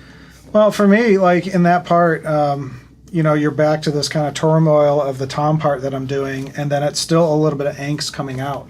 So even though it might be introspective, and it just came out of this mellow section, and it's kind of like, oh, we're slowly kind of coming back, and it's like, yeah, here I am. Yeah. I'm Still a jumping little out. pissed off. Yeah, I'm still a little pissed off. But it's, So- we were talking about it earlier, but I mean, Jim has a unique style of drumming that I think, or an ear for it that works in those things. I mean, I think we've been in maybe four different bands together that we played live, and for me, usually with a drummer, it's like, can you not play when I'm soloing? Because they want to do it. But with Jim, it was always, for me, it's always, I've wanted him to, because he plays in such a way that it either works with what I'm already doing, or it sort of inspires me to do a certain thing. In Doesn't the solo, sound because it's not overplayed. this it's not the boxes falling down the stairs drum fill. It's always very musical when he does that, and so it pushes, and so those kinds of things, I think. A lot of drummers can't get away with that because when they do it, it's so bombastic that if I'm going to hit this cymbal, I got to, double bass fill it and smack the snare at the same time. And you're like, okay, well, now you've just blown the rhythm. You've taken the person out of the moment to do this big thing. And Jim doesn't tend to do that with his fills. His fills are always musical and sort of moving the song along. Cool. Yeah, makes for smooth transitions, really. I think you're thinking of that as you're moving forward in the song. It's like, well, we're going to move on to another part. So whether it's subtle or not, but you have. And I think that's the unique sense of it is you're moving the song along. A lot of drummers, it's where's my spot to show off real quick? I got three beats here. Well, I think that probably helps being a producer engineer that he knows how it's going to affect the song. Also, I would imagine. And I think he thinks about. And most drummers are just drummers, right? I think Jim actually said it earlier. It's what's important to the listener, to the song, and you got to be listening for that. Yeah, and how many drummers say that? The listener doesn't care about that tom fill, and I was, in listening to other stuff that Jim's done, most of his fills center around the bass drum, snare, and hi-hat, not the toms, and not huge crashes and stuff. I mean, they're in there, but they're not focused on that, whereas so many drummers, their fills are all in that, and toms just wash everything out once you go for them. So for most drummers. That's interesting that you say that. When I listened to the mixes, there were 4 notes that I had on every song, and Jim has already alluded to one of them, which is turn Rich up. The other one is put more delay on the lead vocal, because this is a big 80s rock album, right? It should be all about the digital delay. And one of my other notes was turn your toms up. I thought just like you said, Doug, I thought they ought to be as loud as the kick, because he doesn't play them all that often. And when he plays them, they ought to be big, and they ought to have reverb on them, and they ought to be oomph. Well, he's pretty good about it. I mean, Jim uses a nice size, set of drums too. They're not big power toms and whatever, and he's really good at tuning them and whatever, and sort of allowing them to breathe but not be real resonant that they wash stuff out. I mean, it's he plays with finesse too. I mean, there's a lot to the dynamics of playing the drums to where he's not just always beating the hell out of them. Yeah, I have a lot of fun. Several of the bands I play in are bands that Jim were in and recorded the original material. So it's really funny to watch drummers work back through reinterpreting them. There's very few drummers that know how to do it. Actually, Rich is playing with one of the guys, Mike Troop, right now. That Mike is the closest that I've played with for Amber's material, comes the closest to it because he's a pretty finesse player too, and he's very musical. But most drummers, they don't do that. What they lock in on the beats it's always funny to see what about the original beat they lock in on. How they interpret it. Yeah, and most of them don't have that finesse, and so it's a little sort of. Oh, all right. Yeah. What they heard was there's a fill right there, not this is a musical transition. Like that. So it's sort of funny to see how people interpret that. I've over the years developed a real appreciation for Jim's drumming because of that the level of finesse and musicality in his drums. So it also makes it really hard to play with other drummers. Yeah, it really does. You're like, crap, where's that? Yeah, there's that thing, and then they're not doing it. So. They're not doing it. He may be a finesse player, but he can still pound you into the ground like he does on Space Rider on Loan, which is one freaking take with no overdubs. Jerk. Well, I don't know. I try to take an approach where I keep the musicality. It is about the song. But the other thing that I'm also doing is I'm always keeping the stereo spectrum in my mind, because I do want to create ear candy for people. Mm-hmm. And so if there's a tom part, I might hit the lowest tom and the highest tom because I want it to do something weird in the spectrum. Or if I'm hitting cymbals, like sometimes, I don't know if I did for this recording, but other recordings I've had 2 chinas. Instead of just always hitting this one china, I'll be doing this kind of special... November. Yeah, and just making stuff, very stereo with how I approach the fills, but yet not disconnected where it's like 8-inch tom, 16-inch. Like you still have to have some kind of coherency between the kit, but that, and I think that's just from me growing up in the studio environment my whole life.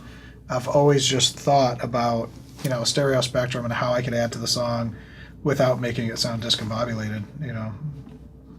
The other note, Doug, I mentioned the 3 notes I gave him. The 4th note was pan your lead slightly, not have it out completely out the right and left channel. Yeah, especially on stuff like this where there's so much going on. so much it makes going a big on, difference exactly. to move it around and not just leave it up the middle. Yep.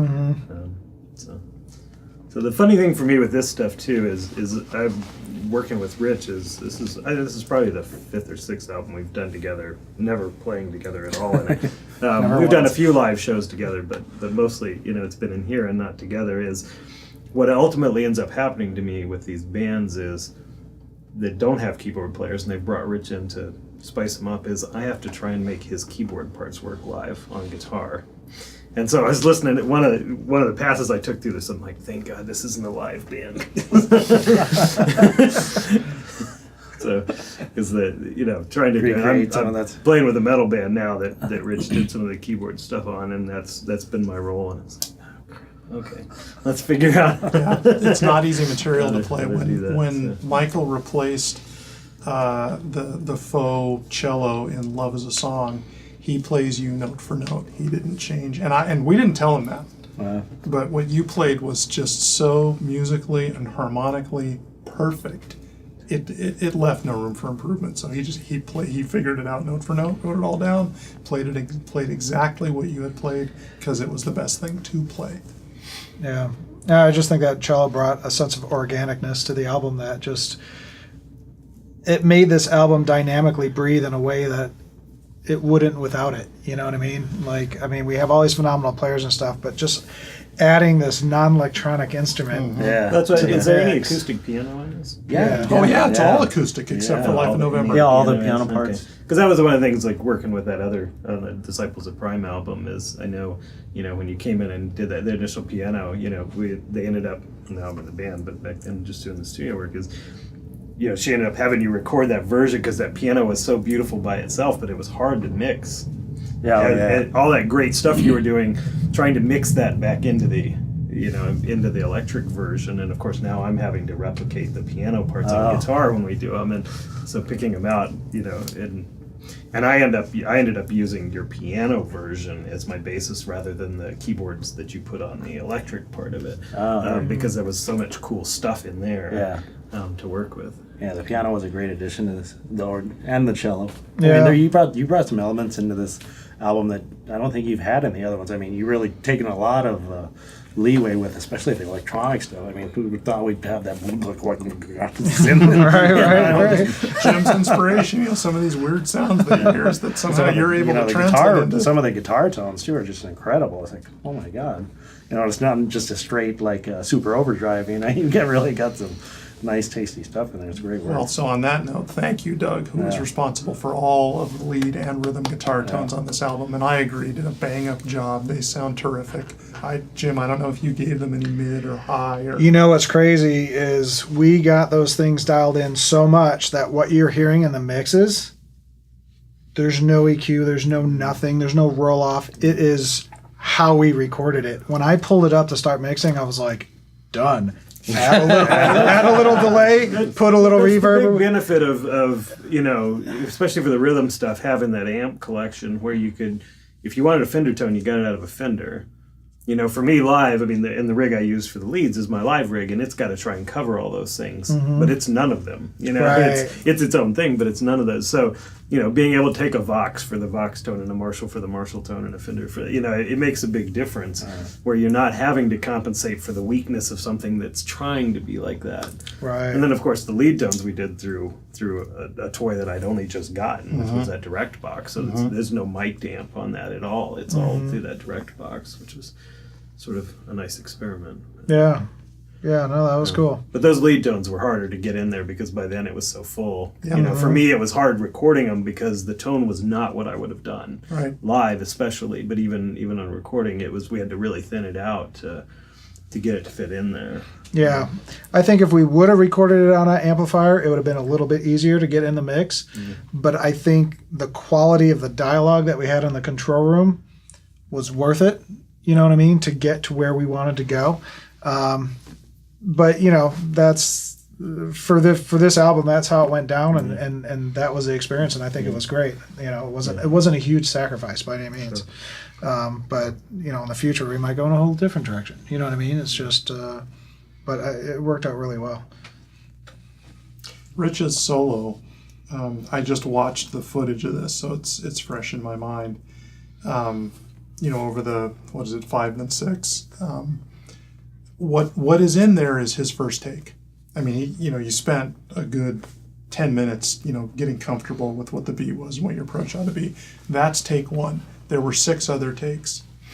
And I knew, because I've got this album more or less memorized, I knew that what makes it to the final mix is the first one. And I'm listening to take 2, and I'm listening to take 3, and take 4, and take 5, and I'm thinking, who is it who's going to remember how killer that first take was? It was Rich who remembered, when we were all done. He said, we were happy with various parts of each take, but he was like, can I hear that first one again? And we listened to it, and it's like, that's the one. Yeah. I'm always like that with Sometimes. guitar solos too. You just know, you can feel it if how naturally it came out of your hands. But then there are other ones, like in I Love You in So Many Ways, where he does this flute solo, completely improv. He hadn't rehearsed it at all. He'd just gotten the tone, and he was fiddling around with it. Jim has learned to record you whenever you're playing. And you go through this solo, and okay, that was your warm-up. Now you're ready.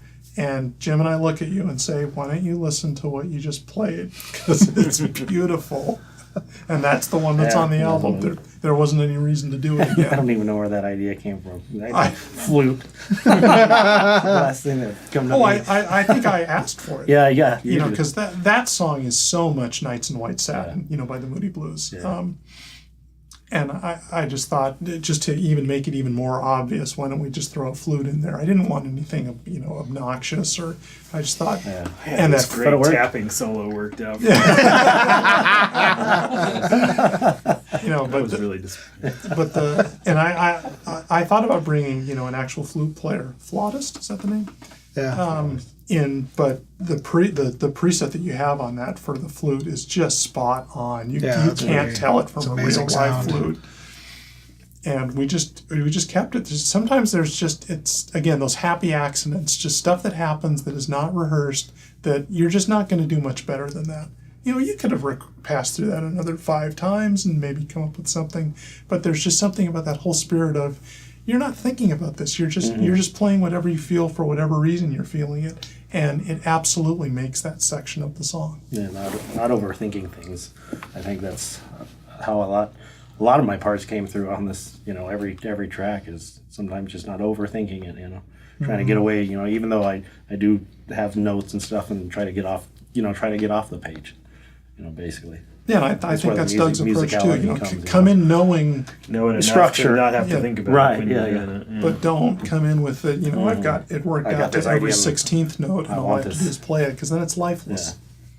I think that's a big part of my playing too. Is I like charting the stuff, and I walk in and I go do it, and it's spontaneous with ideas, but spontaneous in a sense, because the times that I've tried to do the opposite, I've noticed for me, like, if I'm playing in a band for 8 months and then we come in the studio, yes, all my parts are worked out and they're exact to the T, and that's fine. I have no problem with that. But when it's never been played out live and I'm rehearsing it over and over and over and over, and I think it's better, and then I go back to the scratch take that I made to allow me to practice, It was better. and it blows away what I just spent 3 months doing. And it's like, what? And You become mechanical. Right. it becomes mechanical, lifeless, and all this stuff. And I think that's a big thing about my playing, is I do have this kind of like spontaneous, I'm going to go for it type of attitude. And some of those fills and stuff like that kind of come from that thing. Like, I'm not scared to like freaking go for it and give it that extra little oomph. Not out of character, but like, where other drummers just kind of like, okay, I'm going to just play 4/4 here, and that's all they're going to do. And I'm always going to try to add that little, that little extra something, or syncopate it with the guitar rhythm, or do something that's just not mundane and, static. And it's kind of like, the parts that I play are, I know I'm going to play this type of part for this section, but it's not necessarily an exact note for note. Usually not note for note. There's going to be something that's random and feeling and spontaneous for that take that will never be in another take. But it's not as crazy as someone like Stuart Copeland, which after seeing him live, I finally figured out that all that stuff that I thought was totally orchestrated in his songs, it's random chaos. And now I look at that and I'm like, whoa, that's really weird, because I saw him play live and it was like flailing like all over the place and it freaked me out. It's not that. It's within a structure, but it's spontaneous during that. You know, I know I'm hi-hat on the verse, but there's going to be some extra snare hits. There's going to be extra little this. And I know during the chorus I'm going to play on the ride, but it's not exact note for note, you know? No, nor should it be. Yeah. I think one of the most interesting aspects of this album that you put together is, I think me and Doug were talking about this, that if you were actually sit back and listen to it, it almost sounds like we're all in the studio at the same time compared to your other albums. It almost sounds like we tracked the whole thing together, like we're really playing, you know, all at one time. And we know it wasn't, you know, for most part. I mean, some people maybe played, you know, 2 at a time or something else, but it really gives you that impression that you're listening to a really every instrument was tracked individually. great no live two group people or played something, at you any know? one time. But it has the coherency that, Yeah. that's pretty amazing, Guys, considering that it was put together that way. And probably some of that comes from you coming to rehearsals and starting the process and helping with those guitar. Like there's a part of, you know, there's certain songs that got ditched and didn't get ditched because of your input right from the beginning. And so it's not you coming in at the end and just laying your solo on. There was input from the beginning that helped make that album get to where it needed to go. And that's why I bring this group together. You know, that's one of those things that I really take pride in, is finding the right musicians that add to the project that we're doing. You know, and this was the creme de la creme. You know, there's not a slouch, there's not a bad performance, there's not a bad player on this album, nor is there a bad performance. Yeah. I'd love to hear it live once. I'd love to Everybody hear, sitting down playing it.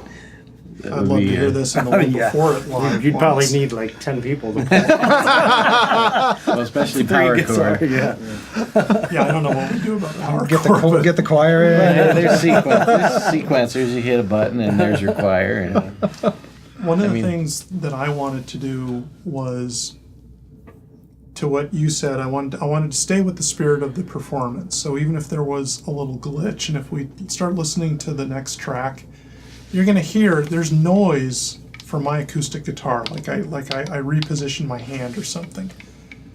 And I decided just to leave it. I was going to email you and say, hey, can you copy one of my later ones where I was in the right position? I said, nope. This is because it's well played. And if it's well played, I don't see the reason to take that. That to me is just character. In Grown Up, Barry's got some string noise on the bass that I heard when he played it, and I've heard in every mix. And I said, you know what? That's just the character of the performance. I don't care. I'm not going to go re-record that to get that string noise out. That's just part of the nature of the, you know, of what the musician played and how it was recorded. Just like this famous squeaky, you know, kick drum pedal that John Bonham had with Zeppelin on Physical Graffiti. I don't I want to like get that rid with of it. solos too. I'll listen to them, and even when we're in the moment, you know, trying to decide to go again, is I'll listen to it and go, well, if I was writing it, I wouldn't have played it that way. But it's fine with, you know, it fits the flow, so Right. leave it. But That's what I ended up including. Why don't we just, you can hear what I'm talking about. See, there's some Like- moving around. Yeah. I don't care. I brought that up to you once in an email, Oh, did you? and you were like, "Yeah, I don't hear anything." I hear it now. Yeah. And yeah, I was gonna go in there and edit a bunch of stuff, and I'm like, I don't know. You know what I mean? Like, Not a big enough deal. yeah, it's just a little nuances. What's, Yeah, it what's didn't the bother last me. track on the album? So the last actual track is Lights of Home. In the CD that we're going to release, we're going to have Shot Down as a bonus track. So that would actually, but the statement ends with Lights of Home. Let them hear what we did. So I blended these a little bit. Oh, okay. It was the fear of me. That's cool. Thank you, Latham.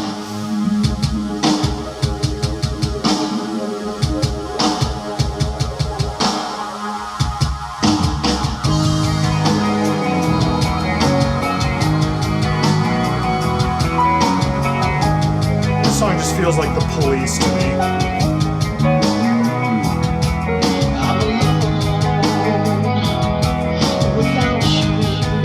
Distorted your vocal.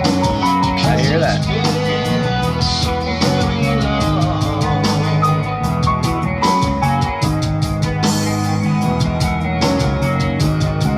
This would be a drum part that is very meticulous and thought Yes. out. Yes. Which is not normal for me.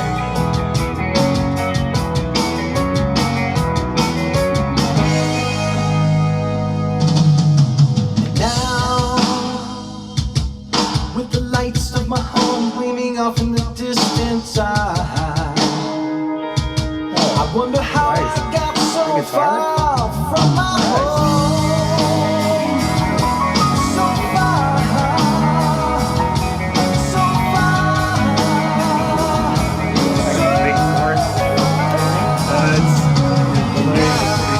You thought the space was too much. Crowding the vocal. Man's a genius. have time to look back and see all that I've lost.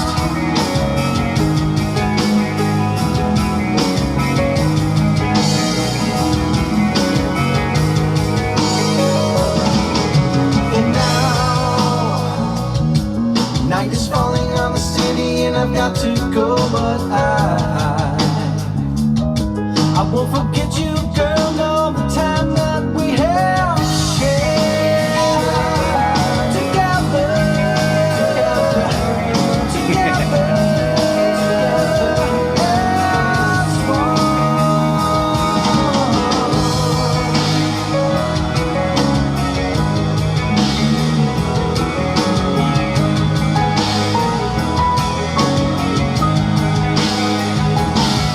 Well, I thought fast.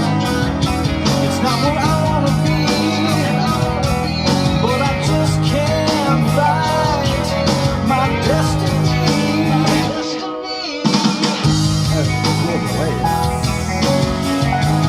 It almost pans to like an AM radio. Sound. Yeah, it was like left and right. Yeah. It's been so long since I was human, and I forgot to When we rehearsed this, I heard that along the way.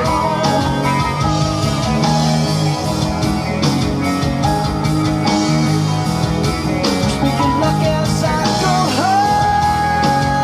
Pretty impressive to keep that bass drum that even. Yeah, this was not easy. I love this solo.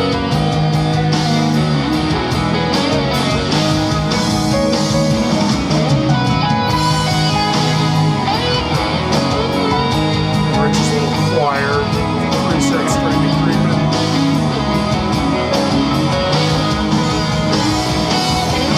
And now, my life is all that I have to show for it, but it's gold. It's gold. It's gold. Pure